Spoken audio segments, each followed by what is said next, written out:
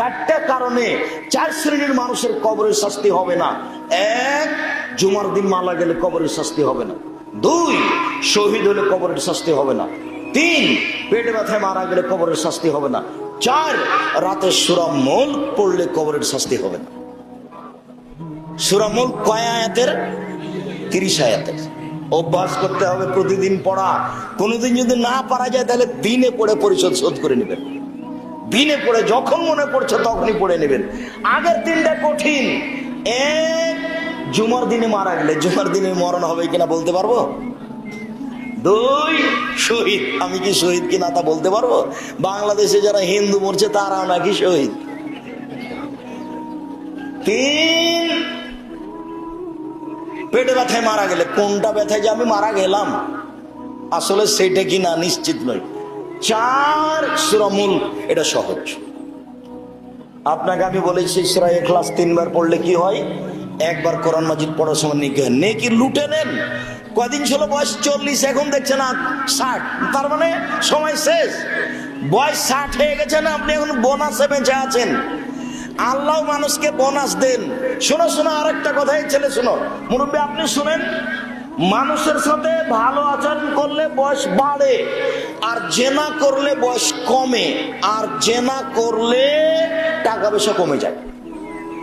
জেনা করলে ব্যবসা মায়ের খাবে, জেনা করলে ব্যবসা মায়ের খাবে, জেনা করলে ব্যবসার উপরে সমস্যা নেমে আসবে, টাকা হারিয়ে যাবে।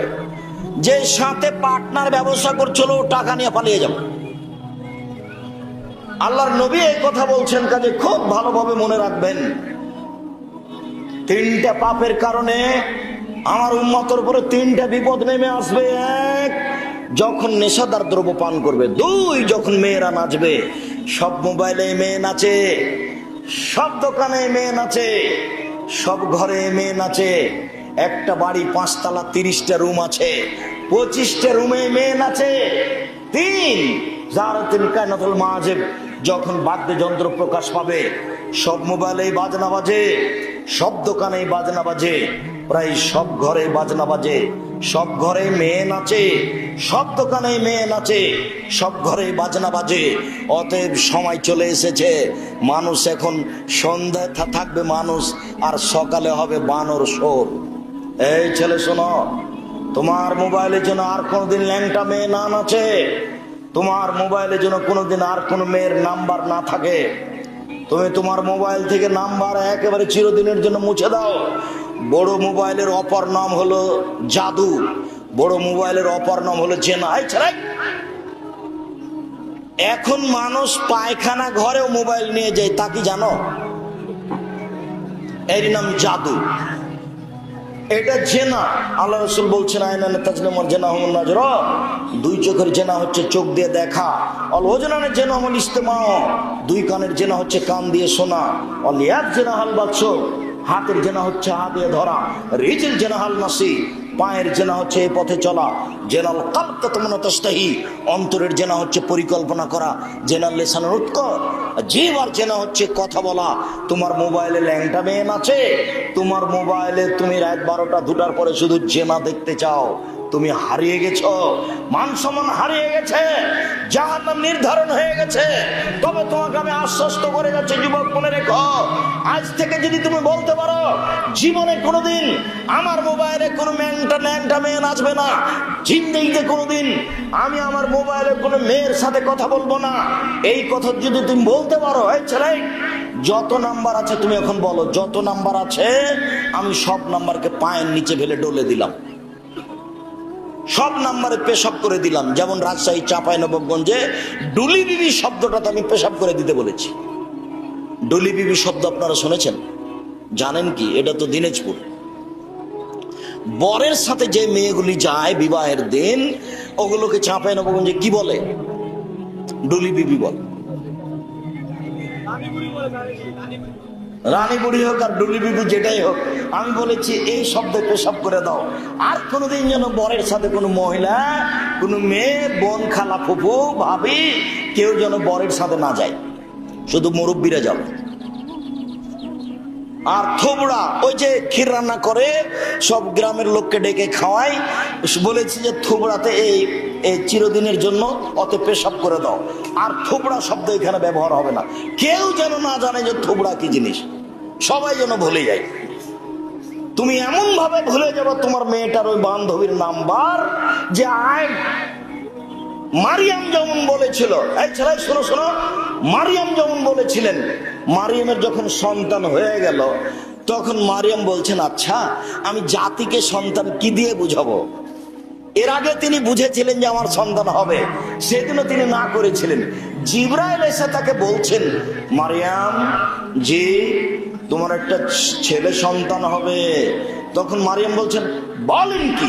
আন্নালি গোলাম ওলাম ইয়ামসাসনি বাশার ওলাম আকু বাগিয়া, আমার বিবাহ হয়নি, আমি ব্যভিচারিণী নই, আমার সন্তান কি করে হতে পারে?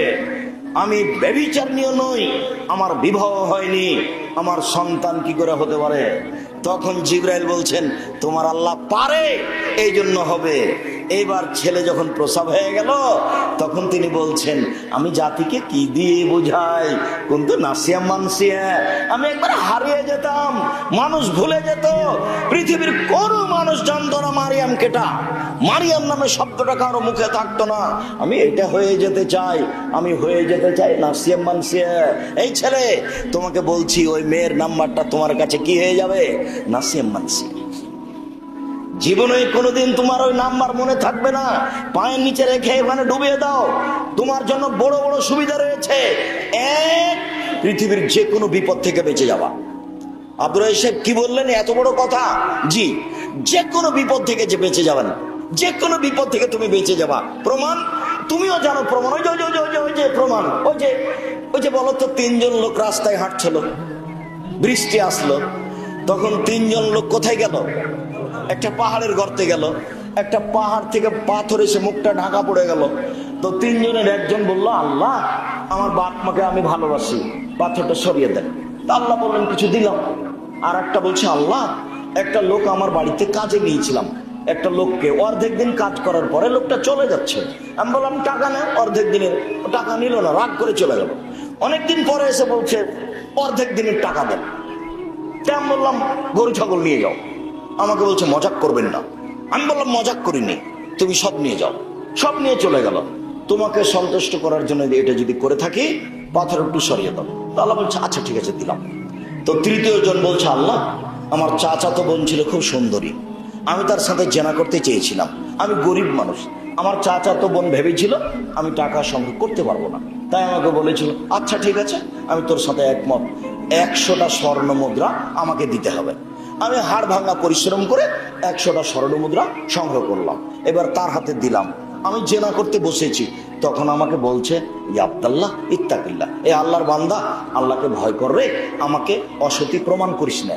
হুকুম তো আনহা, যেমন এই কথা বলেছে তেমন আমি উঠে গেছি, ছি ছি ছি, আমি জেনা করিনি।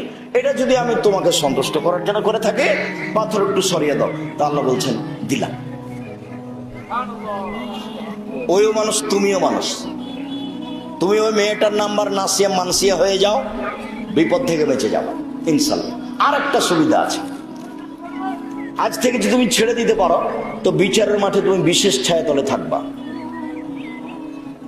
হাদিস বুখারী মুসলিম। আর একটা সুবিধা আছে, তোমার জন্য জান্নাতুল মাওয়া আছে। আল্লাহ তাআলা বলছে, ওয়ানাহান নাফসা আনিল হাওয়া ফাইনাল জান্নাতা হিয়াল মাওয়া। পৃথিবীর মানুষ শুনে রেখো, যারা তোমরা অশ্লীল কাজ ছেড়ে দিবা, আমি আল্লাহ তোমাদেরকে জান্নাতুল মাওয়া দিয়ে দিলাম।